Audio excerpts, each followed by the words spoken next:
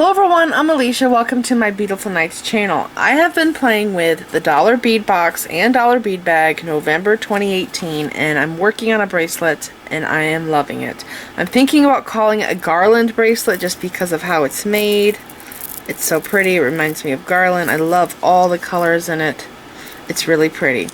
So I've told you guys this before, but whenever I do projects with the dollar bead box, I like to try and use just about everything that I possibly can from their box and barely use anything out of my stash. I use the basic things out of my stash so that everybody can make this project. So the only thing I am using that's from my stash is the bead stringing wire. Okay, and there's one other item that is from my stash but actually came in the dollar bead box in a previous dollar bead box, and that is the antique copper split rings. I got these rings in two previous dollar bead boxes. They're 6mm. Some of you probably already have these on hand. If you don't, you can use jump rings if you have that color. So anyways, the box came with 100 head pins, and I ended up using 99 head pins, believe it or not. I did overmake some, and these here are my extras, and I'm thinking that I'm probably going to have to take more out of this bracelet, but I'm not going to know if I have to do that or not until I start putting my clasp on. So what I'm going to do is I'm going to crimp on my toggle, the T-bar part. I'm going to crimp this on first, and then I'm going to try this on and see if I need to adjust the length of it. I'm thinking that I probably am going to have to take some out because it seems too long. And then I'll decide where I want to go from there. I am wondering about putting this in with the extra dangles I have here. I'm thinking about, I made this little cluster charm thing. This here was the Swarovski crystal that came in the dollar bead box, and I'm thinking about attaching it to this part here of the clasp down here, but I don't know. I'm going to see how it goes.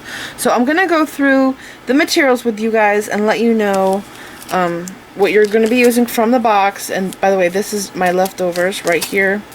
So from the bag, I am using the 3mm siam Czech fire polish beads and the 4mm light garnet Czech fire polish beads, and then from the box I am using the 6mm lucerna bicone. That's the aqua blue one right there. I'm using the 6mm druk. That's the brown bead. I'm using, this is the corrugated rondelle, so that's the green bead. And then the tulip, that's the flower.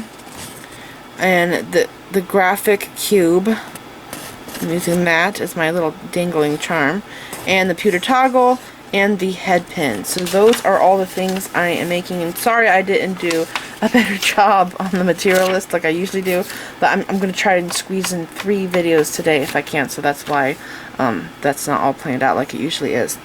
So the first thing we're going to do is make our wrapped wire loops. I did the wrapped wire loops because they are more secure in a bracelet. I do, if I can, like to have wrapped wire loops, and I'm gonna go through this with you guys. I'll zoom in and show you how I designed it. So let me zoom in here. So I do have, I start out, my bead got stuck in my spool. I start out with the 3mm, the 4, the bicone, the brown bead, the rondelle, and then I go into using these, I think it was the siam color. Yes, 3mm siam. 3mm siam, and then I string on 2 of my dangles. So that's my 4mm Czech fire polish bead, my flower tulip bead, and then I space that out again with another 3mm. And then my druk, corrugated rondelle, bicone, okay, so just like this. I'm trying to make this easier for you to see. And then I repeat this pattern again. So there's my another 3mm. See that? I repeat this again. And then here we go. I repeat this pattern throughout the entire bracelet. Alright? So if you look here, you can see I have 2 dangles, 3 dangles, 2 dangles, 3 dangles. That is my pattern. Okay, so now we are going to make a wire wrapped head pin. Very easy. If you've never done this before, I'm going to show you how. And if you've already seen this, you can just fast forward to the next part. So when you make a whole bunch of wire wrapped loops, you end up finding a process for you that makes it faster. And for me, what I did is I kept my chain nose pliers to my left. My bent nose, these were really helpful. I found these to be awesome for this. And my round nose and my cutters to my right. So this is my right hand pliers and this is my left hand pliers. So I start by putting my bead onto my wire. I take my round nose pliers and I grab just like this right near the end of my wire, okay, and I bend it over like that. And then I swap just like this and I bend that wire up and around. Now these head pins that came in the dollar bead box are really good quality. They're strong. That's what I have so far. Now I'm going to take my chain nose pliers and I'm going to bend like that. Okay. Now I have this. So now I'm going to swap to my bent nose. Anyways, these head pins are really strong. So mine is actually bent. See that? So I'm just going to go like this and bend it. Okay, if you want, you can make the loop smaller with the bent nose. I think I'm going to make it just a little bit smaller like that. And now I'm going to hold just like this. Okay, and then I'm going to take my chain nose and I'm going to use these to wrap the loops. Now I have, depending on what the size of the bead is, I have 2 to 3 wraps on some of these beads. So like the flower bead right here, I was only able to get 2 wraps on that.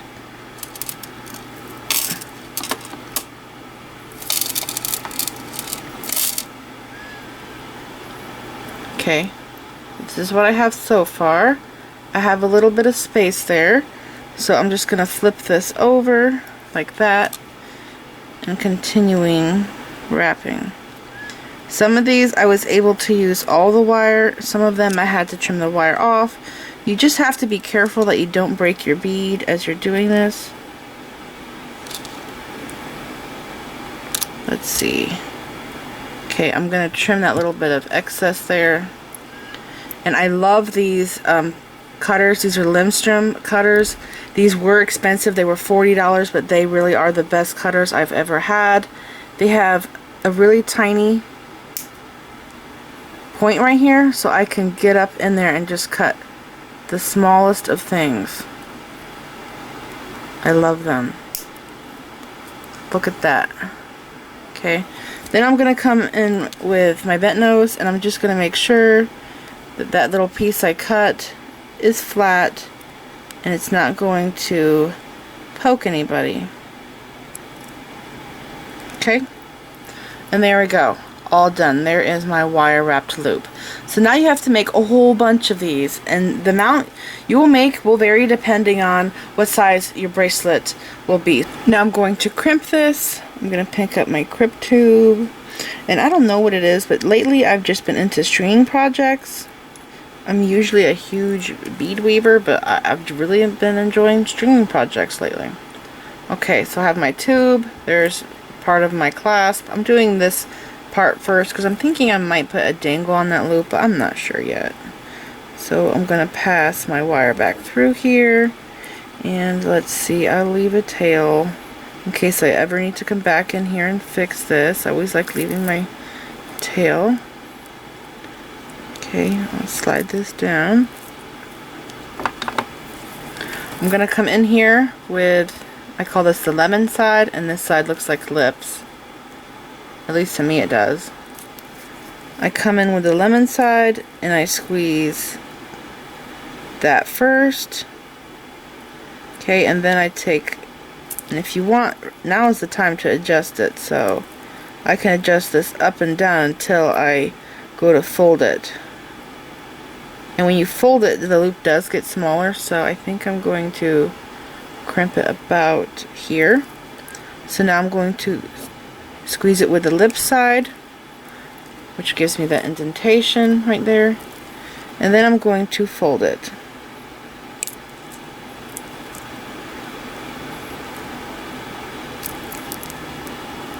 Alright, and I like to come in here, personally, what I like to do is just to come in here and squeeze this with the end of these crimpers, because it usually isn't always smashed completely, so I like to do that.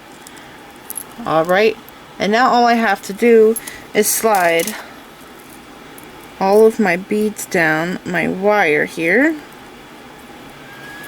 And when I get done doing this, I'm going to see if my bracelet is long enough,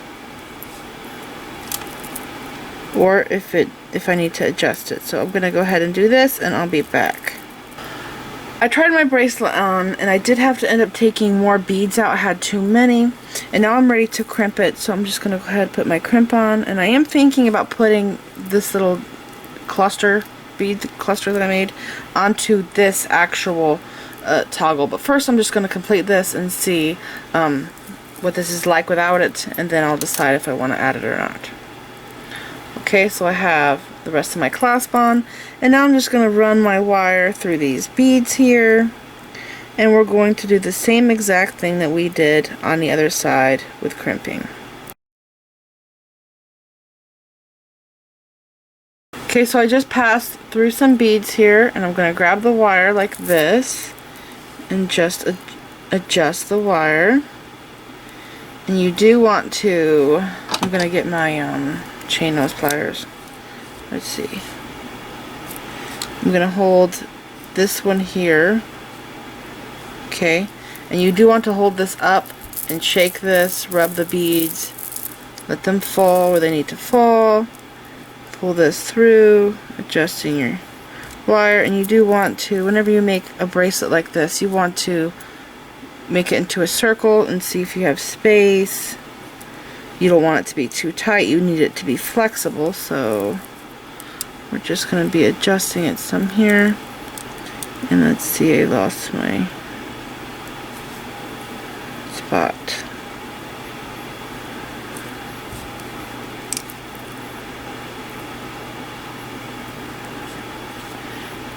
Okay, looks good to me. Now I'm going to go ahead and crimp this. First the lemon side, and then the lip side. And I think I could scooch this down just a tad maybe. Okay, and now I'm going to fold it. And again, I like to go back with the end there and squeeze it one more time to make it secure. And there we go. And then I'm just going to take my cutters, come in here and trim this wire. And there we go. It is so cute. So I am wondering if I should put this on here, because sometimes when I put my bracelet on, like I'll go like this, okay, and I'll get the toggle. I put the toggle through the loop. Now sometimes I feel like if there was some weight on this round part of the toggle, if there was some weight on there, it'd be easier to put on. So I am thinking this could be a little bit of weight for me. So I am wondering if I should do this or not. I think I'm going to try it and see what it's like, and if I don't like it, I'll take it off. So I will put it on and just see what it's like. And if you see it in the picture, in the finished pictures, then that means I liked it and I decided to leave it. So this is it. I hope you guys enjoyed this video. This is a very fun project. I'm in love with all of the colors in here. It's like jewel tone colors. It's really pretty. And the movement on it is so nice. It's really pretty. I hope you guys enjoyed this project. And don't just stop with this bracelet here. Go through your stash and see if you have anything that would look cool in this. Bell flowers would also be really cool in this bracelet, and leaf beads. And it's just a really fun bracelet.